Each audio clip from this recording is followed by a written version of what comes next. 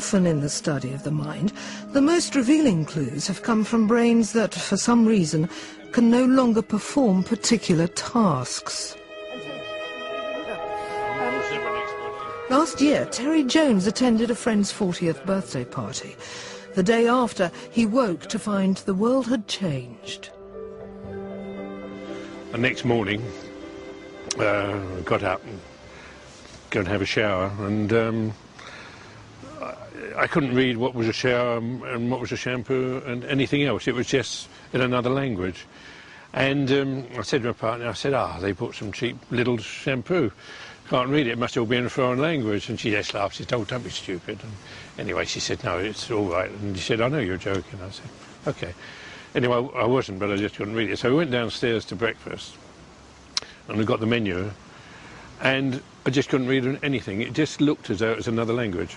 So when you looked at the letters, what did you actually see? I could see letters, and it could say breakfast, and I could read letters, but those letters didn't make a word, if you understand what I mean. So could you understand that B was B and R was R? I could understand the B and the R, but I couldn't put them together to make any sense.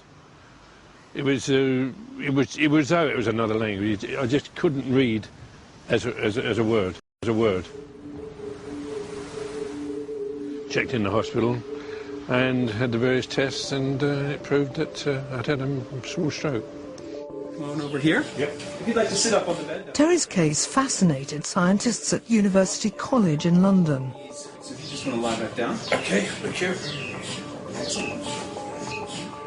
In the neuroscience department, a team led by Kathy Price used an MRI scanner to discover which region of Terry's brain had been damaged. They hoped it would help to pinpoint the parts of the brain normally involved in reading. You can see it here, so we've got 3 angles of the brain here. Where this blue crosses here, there's a big black mark. So this area of his brain has been damaged, and you can see if you look on the other side, in his right hemisphere, this is what it should look like. And so what is the effect of that? He's seeing it as a child would see a word. They can see the word, they can see that the letters are there, but it doesn't make any sense to them. So it seems what's happened with Terry is that he can see the word, but he can't take that visual information forward. It's been disconnected. Is this then the brain's reading centre? To find out, Kathy sought out other people who had developed reading problems after a stroke. Careful observation showed that their difficulties were intriguingly varied. A patient might look at the word yacht and say ship. So there's no connection between the visual in the word yacht and the word ship. And then there are other patients still who have a different strategy. They'll look at the word yacht and they'll go yacht, yacht, and they won't ever guess that it's yacht. And for them, they are successfully trying to sound things out, but they're never getting to what the meaning of the word is. When Kathy scanned the brains of these stroke patients, each with a subtly different reading handicap, she discovered that many different bits of their brains had been damaged. This suggested that reading involves more than one small part.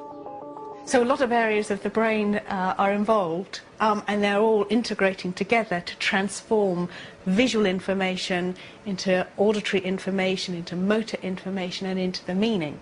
And of course, when you read a word, and you can do so in a few hundred milliseconds, you have no idea how hard your brain is working.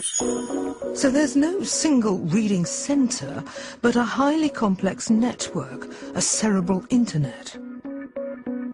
Kathy's work laid bare an intricate reading kit of parts. In tiny fractions of a second, the brain must decipher letters and connect them to sounds. Another part of the brain connects sounds and letters to meaning. Yet another stream of signals fires up parts of the brain that control the movement of our mouths and tongues, even when we're reading silently. If a single one of these connections is broken, as it is in Terry's brain, the system gets jammed. You may see letters but not a word, or read a word and not know what it means. And what is just as remarkable is that every part of our reading kit was originally designed to do something else. There are no areas of the brain that only respond to reading. So all the areas that are reading are also involved in recognizing objects, in speaking. So in order to read, it's the connections between the visual inputs and the component sounds that need to be linked together. So this doesn't involve any new brain regions. What it involves is stronger and more efficient links.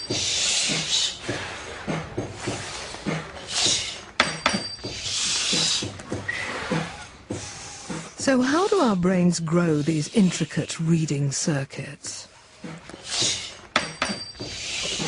These children are about to embark on a remarkable journey, the same one our ancestors took when they invented the alphabet 5,000 years ago, and that Terry has taken in reverse.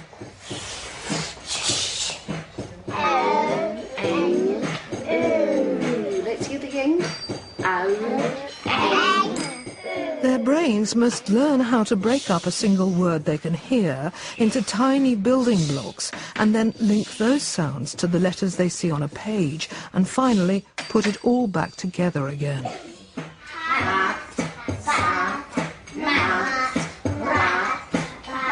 For these young brains, forging links between sound and alphabet is one of the biggest learning challenges they'll ever face.